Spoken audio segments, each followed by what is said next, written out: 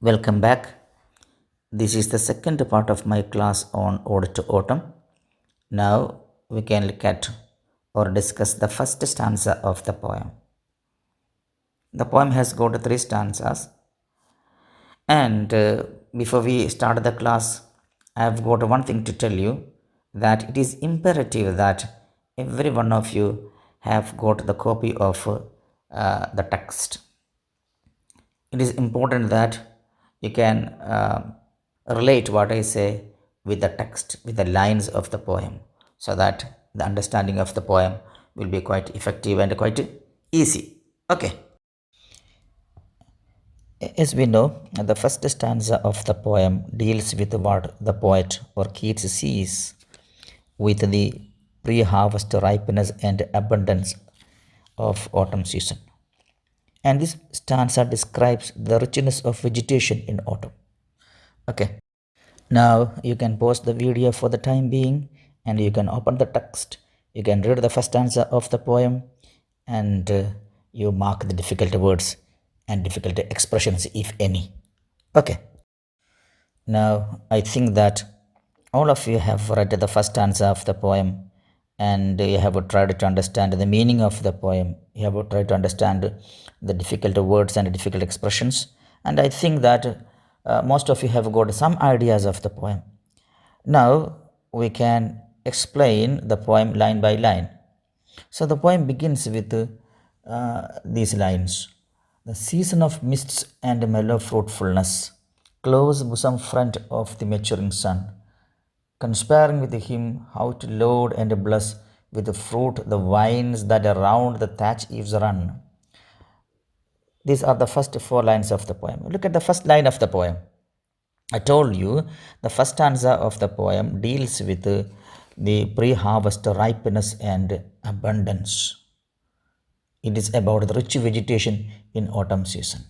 And first line, I can explain season of mists and mellow fruitfulness. I think that you are looking at the text. See, season of mists and mellow fruitfulness. This is the fine description of autumn season. Mist covers the earth and fruits begin to ripen. The word mellow means ripe. Now we can look at the second line of the poem. Close bosom friend of the maturing sun. The autumn season is a dear friend of the sun, intimate friend of the sun, bosom friend, dear friend of the sun. The sun causes the fruits to ripen. The autumn season is a dear friend of the sun, which causes the fruits to ripen. There is also the suggestion that the sun matures itself by bringing other things to maturity. Look at there is also a figure of speech in that. Autumn is presented as a person. Then autumn is seen as the bosom friend, intimate friend of the sun. And the sun is also seen as a person, presented as a person. So the figure of speech is a personification. Both autumn and the sun are presented as persons, intimate friends. Figure of speech is personification. Since they are presented as persons, as human beings, personification is a figure of speech in which human qualities are attributed to inanimate or animate or concepts other than human beings. Okay. Look at the third line. Conspiring with him how to load and bless with how to load and bless. Then fourth line, with the fruit, the vines that around the thatch eaves run. Okay, conspiring with him, conspiring with the sun. Then the idea is that both the autumn season and the sun work together, devise plans and execute plans to bring about the ripening of fruits. Okay, the word conspiring is not used in the negative sense but in the good sense of positive sense of cooperating. Then both the sun and the autumn season work together, cooperate, then or devise plans and execute their plans in order to bring about more fruits, to load and bless, to load and bless with the fruits, the fruit, the vines that around the thatch eaves run, then to bless the vines with an abundance of fruit. Then the vines that twine around the thatch eaves are laden and blessed with fruits. So thatch eaves are the projecting edges of thatched roofs which overhang the edges. Okay. So it is in autumn season that the fruits ripen. Keats thinks that the sun and autumn season are fast friends who conspire, who cooperate to swell and ripen the fruits.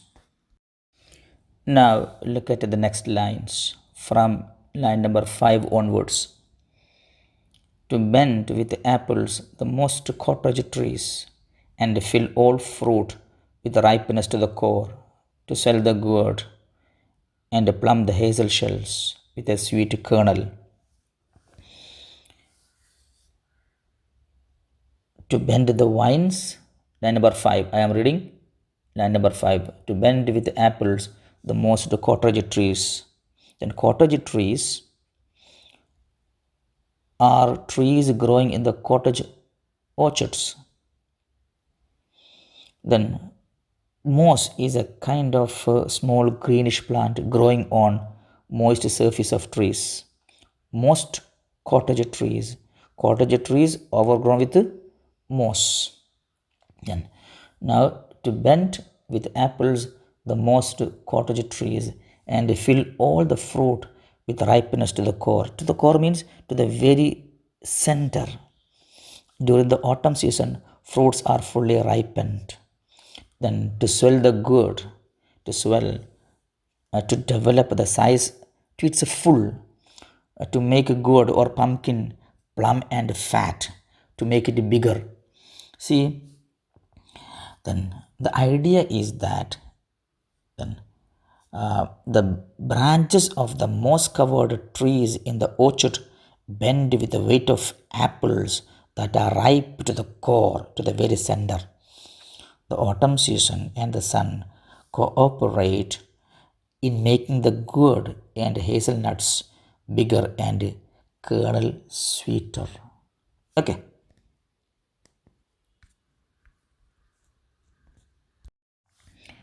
The word kernel is the edible part of a nut.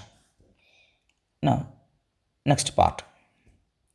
To set budding more and still more, later flowers for the bees, until they think warm days will never cease, for summer has overbrimmed their clammy cells.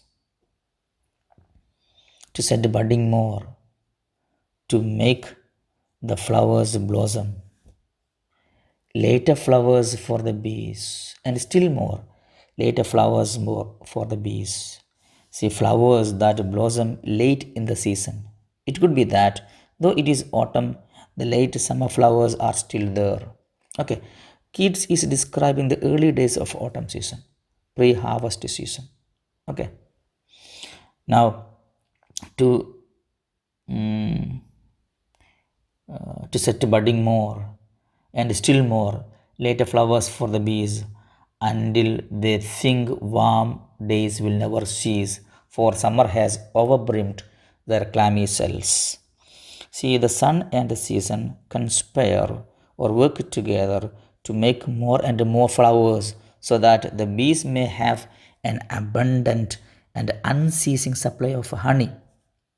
The bees may think that summer will not come to an end because they always have flowers to gather honey from, and their cells are overflowing with honey. Then, for summer has overbrimmed their clammy cells, overbrimmed, filled to overflowing.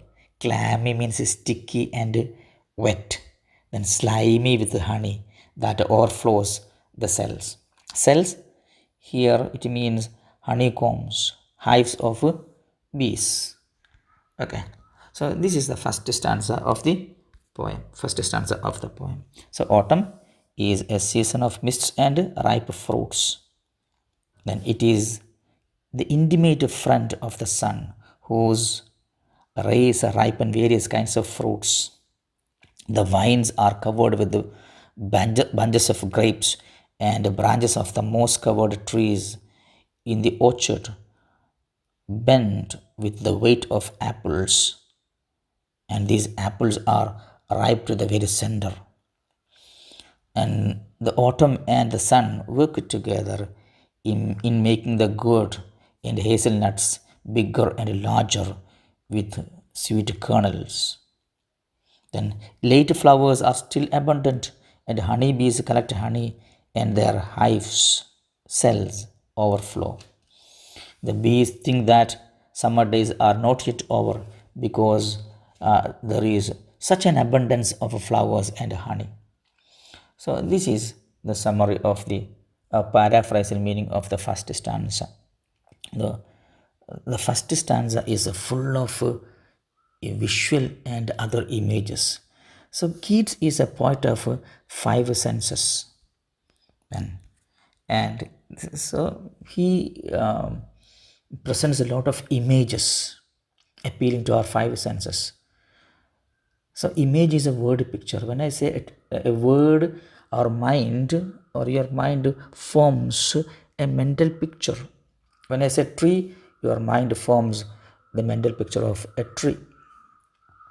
Then, when I say honey, then see your mind forms the image of honey, and it directly appeals to our taste.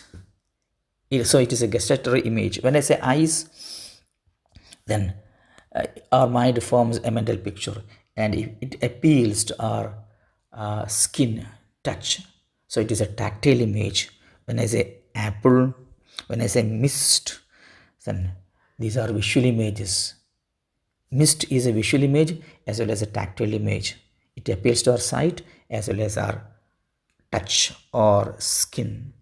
So the first stanza is full of visual and other images. Look at Caesar of Mist. Mist is a visual image as well as a tactile image because it appeals to our sight as well as our skin. Then fruitfulness, mellow fruitfulness, then gustatory image as well as visual image. Then see vines that around the thatch eaves runs, visual images. To bend with the apples, the most cottage trees, visual image as well as um, which image? Gustatory image. Then and fill the fruits with ripeness to the core, gustatory image as well as visual image. Then with a sweet kernel, see sweet kernel, gustatory image. Then later flowers for the bees. Then auditory image. Then sound matters as well as uh, gustatory image. Then summer has overbrimmed their clammy cells. Then warm days will never cease. Then flowers and clammy cells, visual images and gustatory images. So the first stanza is full of images. So Keats is a poet of five senses. Then his poem appeals to all our senses. He is a sensuous poet. Okay, so this is the end of the first stanza of the poem. We can have a further discussions of the poem once we have completed the entire poem. Okay, thank you very much. So look at the first stanza once again. Let me read. Season of mists and mellow fruitfulness, close bosom front of the maturing sun, conspiring with him how to load and bless with the fruit the vines that around the thatch eaves run, to bend with apples the most cottage trees, and fill all fruit with ripeness to the core, to swell the gourd and plumb the hazel shells with a sweet kernel, to sweat budding more and still more, later flowers for the bees, until they think warm days will never cease, for summer has overbrimmed their clammy cells. We read the poem, the first answer, and try to understand the meaning of the poem. Okay, so next we can look at the second stanza that we can do in the next class. Then, until then, bye. Thank you very much. Have a nice time.